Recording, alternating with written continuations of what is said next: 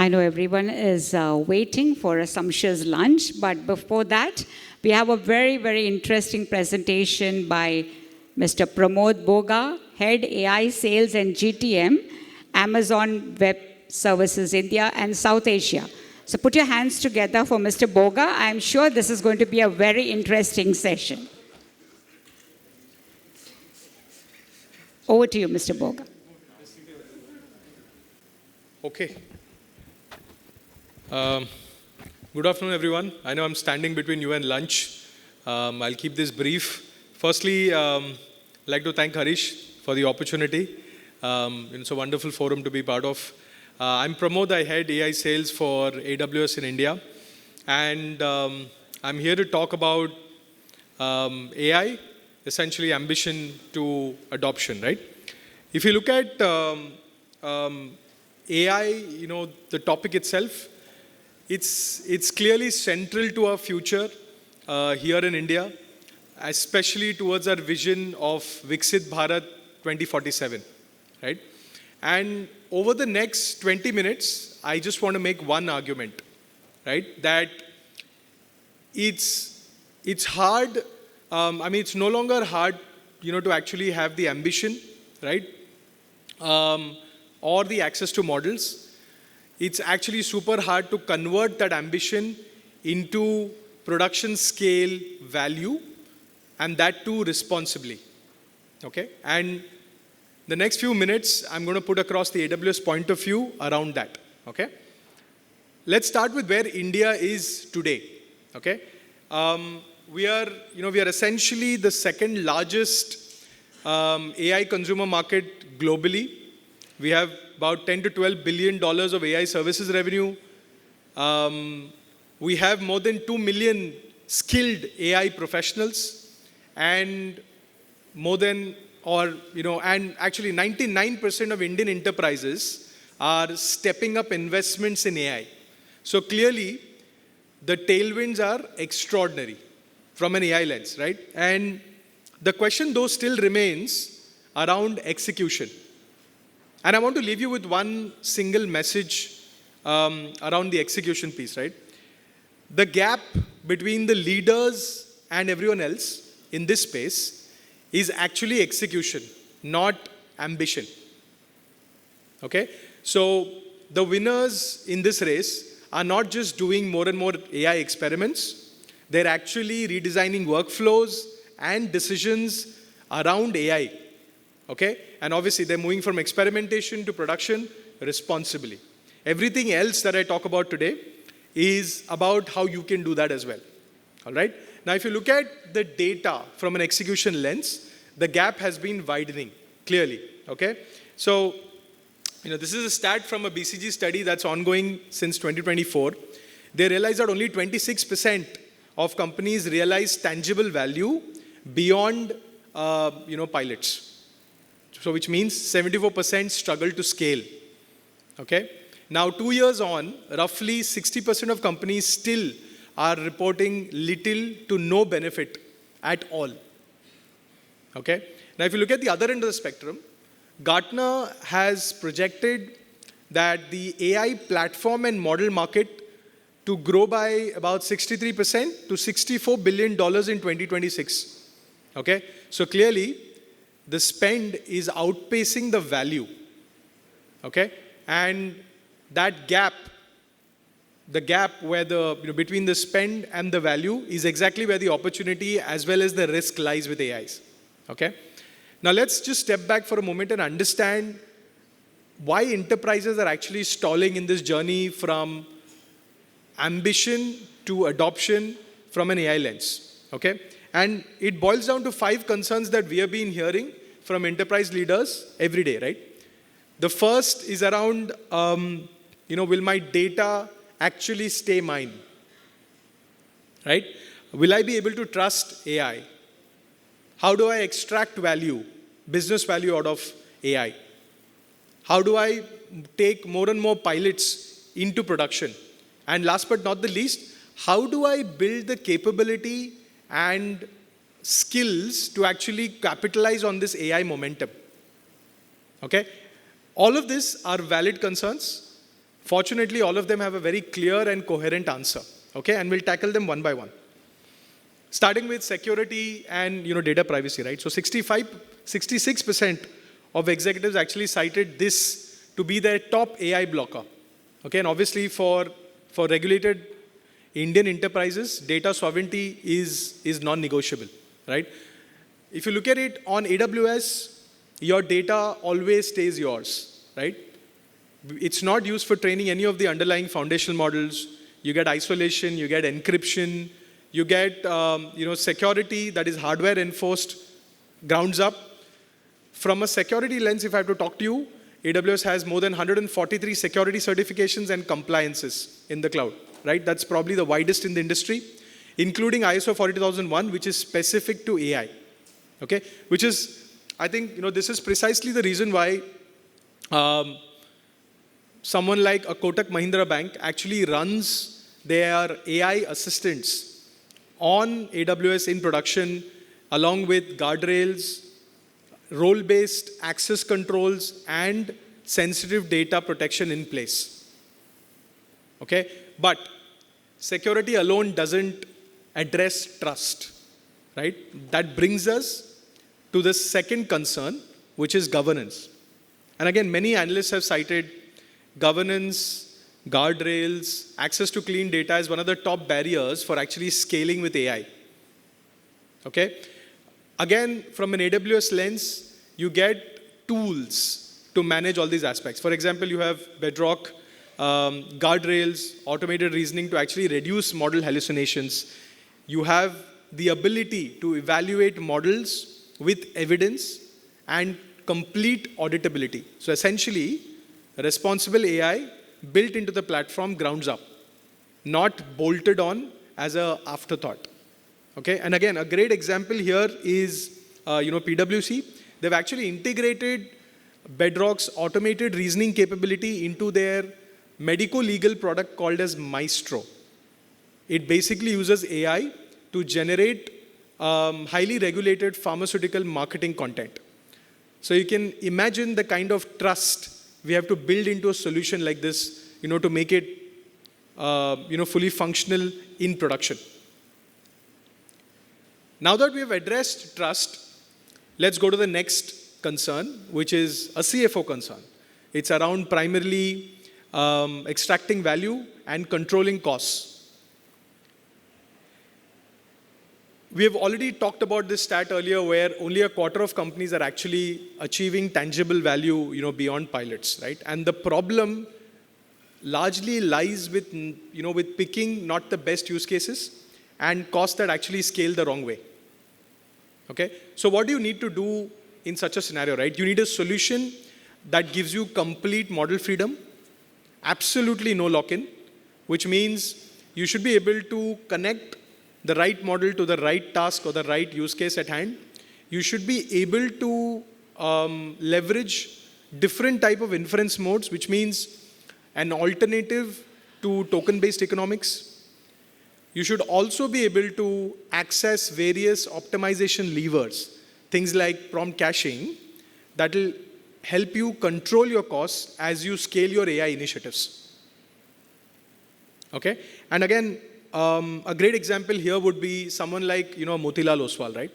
They've actually been able to reduce their cost per query for their end user application, which is an equity research AI assistant, from 30 rupees, the cost per query, from 30 rupees to 1 rupee on AWS by using the techniques that I just spoke about, right? As long as you have the levers, you're able to control these costs and extract value out of them. Okay?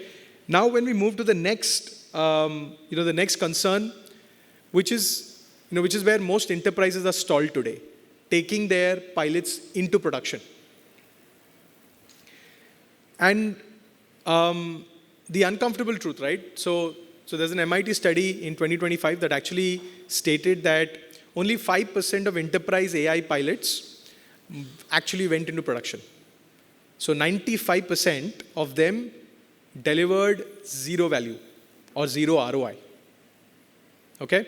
And the ones that actually went into production, they started with the business problem, not the technology solution. I think a lot of the times we end up focusing on the solution, rather than the problem. Okay? And so the key here is to actually pick 2 or 3 use cases that are directly linked to your P&L, that have a meaningful impact, and then, take them into production. Okay? And again, one of the most interesting examples in this space would be someone like a Dhan. They've actually, it's a stock trading platform, for people who don't know. And they've actually built India's first financial small language model that powers accurate answers to complex markets, to complex, questions around the Indian markets, the way the Indian markets operate. Okay, they've actually achieved more than 20 million monthly impressions via their AI-generated financial news. So it goes to show what impact picking the right use case has on the market. Right?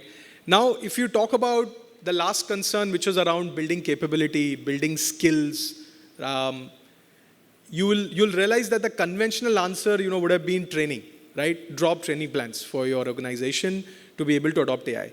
But actually the key is in embedding, and I'll tell you why, right? If you look at, the stats here, right? 65% of India, CEOs, execs say that AI is a top priority, okay?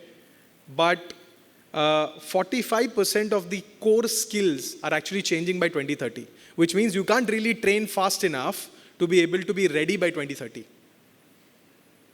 Okay? And again, what the unlock here is about embedding AI into everyday tasks, right? Basically putting it into every workflow that your employees use on a day-to-day basis, right? It's to give every function, inside your business, an agentic assistant that not just answers questions, but actually acts. So which means you end up meeting your employees in the workflows and the applications that they actually use on a day-to-day basis. And again, this is an analyst-backed view as well. If you look at Gartner, they actually cite that employees that have a very high AI use, they are probably 7 times more likely to improve a workflow meaningfully. They're also 5 times more likely to be identified as high potential AI talent. So it goes to tell you what investment or embedding AI into your workflows can actually achieve for your organization, right? And again, a good example in the space, would be Ryanair. It's Europe's largest airline. They've just recently renewed their commitment with us, for another 5 years. They're actually rolling out our employee, productivity assistant. It's called Amazon Quick to across their employees, and basically to improve their productivity, to help them access real-time information. They actually run, close to 3,900 flights, I believe, every day. And that's essentially putting the power of AI into every employee's hand across the enterprise, right? So as you've seen across all, each of the 5 concerns, that enterprise leaders are calling out today, we do have a very clear and coherent answer. But there's another aspect also that I'd want to shed light on, right? Changing gears a little bit. If you look at the India AI stack, it's essentially the government's, rendition of an ideal AI stack, right? I want to talk about how AWS actually contributes to each layer of that, right? So before that, I want to actually talk a little bit about what the India AI stack is, what it means, what it looks like, and why has this been put together, right? It essentially has 5 layers if you go from top to bottom. If you look at the application layer, it's essentially embedding AI into applications that citizens use on a day-to-day basis, which means healthcare diagnostics, farm advisory, multilingual chatbots, all of these. So basically, bringing AI into everyday services. That's what the application layer aims to achieve, right? If you go to the second layer, which is the AI model layer, it's called the brain, okay? And why is it called the brain? If you look at India, we are actually developing 12 sovereign India-centric models, okay, like Bharajan, Sarvam, to address our local languages and our local use cases. That's what we are doing at the model layer, right? If you come down to the compute layer, which is essentially called the muscle, it's basically providing shared access to more than 38,000 GPUs at subsidized rates. Essentially, rates are subsidized because it's backed by the 10,300 crore India AI mission. Why is this done? It's essentially to lower the entry barrier for startups who are building in the space. It's to act as a catalyst for these startups to come up with these models and these solutions. And obviously, all of this, sits on the top of, data centers and your network. So essentially, the home and the highways, as we call it. It's your fiber connectivity, it's your 5G that actually keeps AI reliable, that's running in your data centers and essentially within the national jurisdiction. Okay? And underpinning all of this, powering all of this is the energy layer. Okay? And the focus is clearly on sustainability. Right? We have about 509 gigawatts of installed capacity. And more importantly, it's I think, 51% non-fossil fuel powered. So it tells you the kind of sustainability that the government is trying to build for AI at scale. Okay?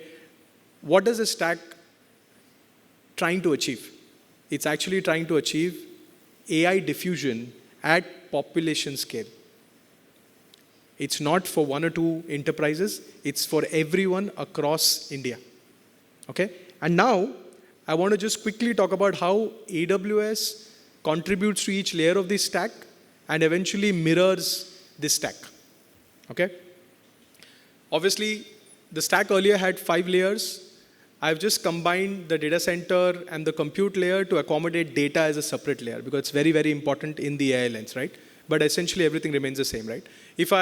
I'll actually start from the bottom, on this slide. If you look at the energy layer, from an AWS lens, our data centers are actually 7 times more water efficient than the industry average. I'm not sure how many people actually know that, right? Amazon has also been the largest corporate purchaser of renewable energy for a long time, right? And we're actually today moving beyond renewables. We're actually moving towards a more carbon-free energy strategy, so which includes, nuclear-based, etc. So it goes to tell you that sustainability at scale is already something that we practice at AWS and Amazon, right? If you go to the data center and the compute layer, we are essentially rebuilding the entire foundation. So just to let you know, in 2026 alone, we have invested $200 billion in AI infrastructure. $200 billion. That is the highest across the industry. We have, with about 39 regions across the world, we have more than 900 data centers, which means we have the largest AI footprint globally across any cloud provider. And here's the kicker.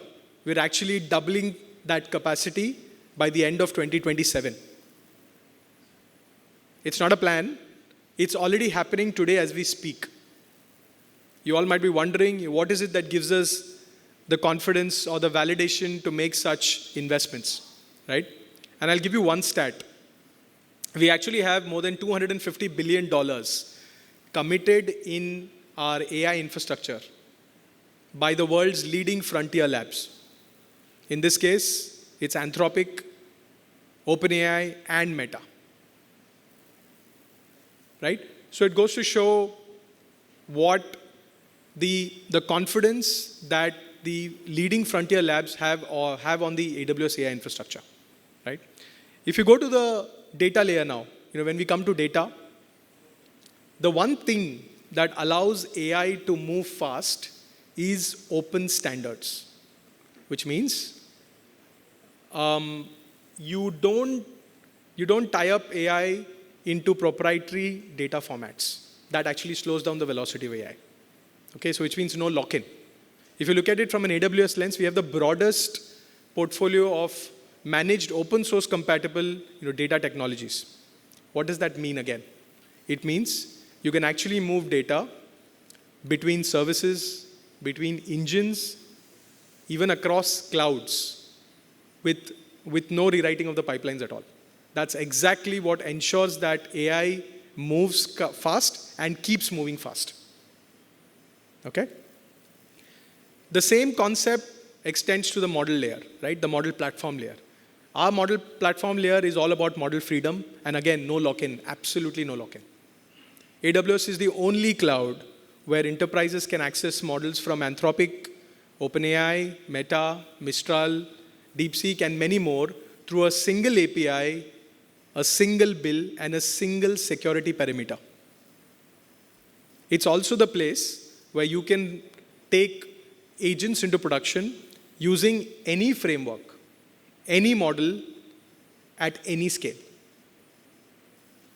And the same concept of freedom extends to the application layer as well, where we are talking about building model agnostic agentic applications. I spoke about Amazon Quick a little while earlier. There's also Amazon Kiro, which is for developer productivity. It uses multiple models, right? So the idea is, we have spoken about how the AWS AI stack maps to the India AI stack. Now let me just bring your attention back to the theme that we have today, which is about moving AI from ambition to adoption. And I want to leave you with 4 key takeaways, right? The first takeaway that I'd like to leave you with is that always iterate with the business impact, not the technology, right? Pick 2 or 3 use cases that tie directly to your P&L. That is extremely, extremely important. Second, do not treat AI projects like IT projects. They're bound to fail. Make sure that you have cross-functional teams that are running AI projects to ensure maximum success, which means representation from business and technology both in those teams, right? Third, as I said earlier, pick 2 or 3 high-impact use cases, but pick them which have the data ready. That will ensure that you're able to move extremely fast. And once you embark on pilots, which is the 4th point, continuously measure the business impact. If you see proof of value in 90 days, just scale it. Scale it out into production, right? So essentially, in summary, the technology is ready, right? India is clearly ready. Let's all together build a Viksit Bharat. Thank you so much for this opportunity. Appreciate it.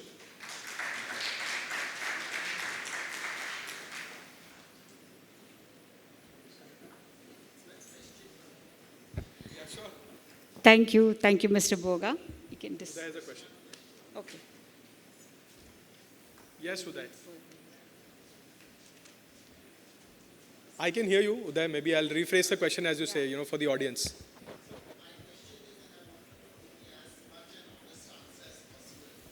Sure, Uday.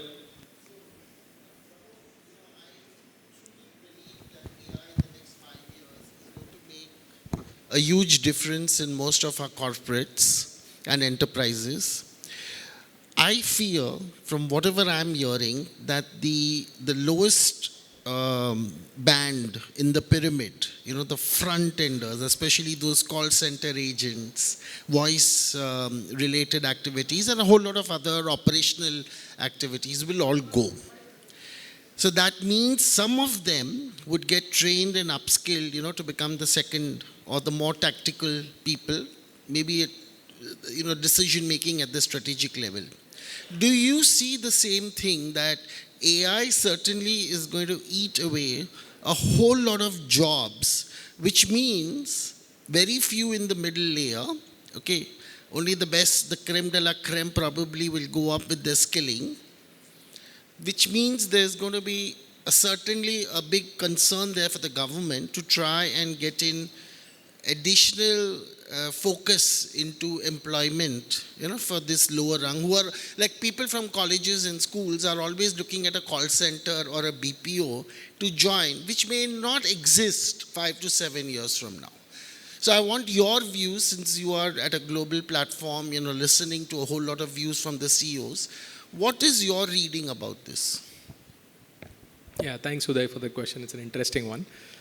I think, see, anytime I've always believed that, when you want to look into the future, right, the best thing is to look into the history, because it's happened in the past in some shape or form, okay?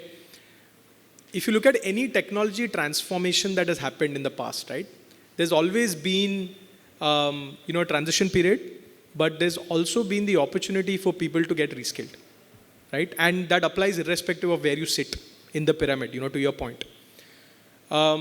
If you look at, what our CEO has said, he has publicly said that, AI eating away jobs is a myth, right? I mean, he has said that, that it's actually, going to create more and more, opportunities, right? But again, to each his own. If you ask me my personal opinion, I think, it is an opportunity for reskilling. I think a whole lot of people are going to end up reskilling themselves. To your point earlier, if a job started at a certain level as such, with AI, it's probably gone a little higher, which means they're going to be using all of those tools and actually, starting from a higher strata. It's an opportunity for all of us to just upskill and reskill rather, and participate in this movement. Essentially, I just see this as an opportunity for changing. Now, if I give you an example from the past, if you look at the agricultural revolution, where where you had a lot of automation that came in, a lot of the agricultural jobs vanished overnight, and this happened in China, I think, in the 1950s, right?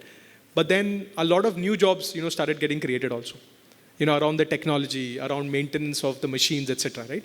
So I'm just saying that I think a lot of those the skills actually get transferred between different areas. Today we are looking at them as categories that we understand. We are not understanding that there are actually new categories that are going to be created as a result of AI. So that's where the jobs will essentially shift. Thanks. Thank you. Yep. Thank you. Thank you, Mr. Boga, for that insightful presentation. Yes, as Mr. Mehta mentioned earlier, the steam engine is credited to Britain, but we believe that India has what it takes to become the AI engine of the world. And now we'll break for the lunch, but see you all in an hour. We have very impactful knowledge sessions, especially from Google and DeepMind. So a lot of learnings ahead. See you all back soon in an hour. Thank you.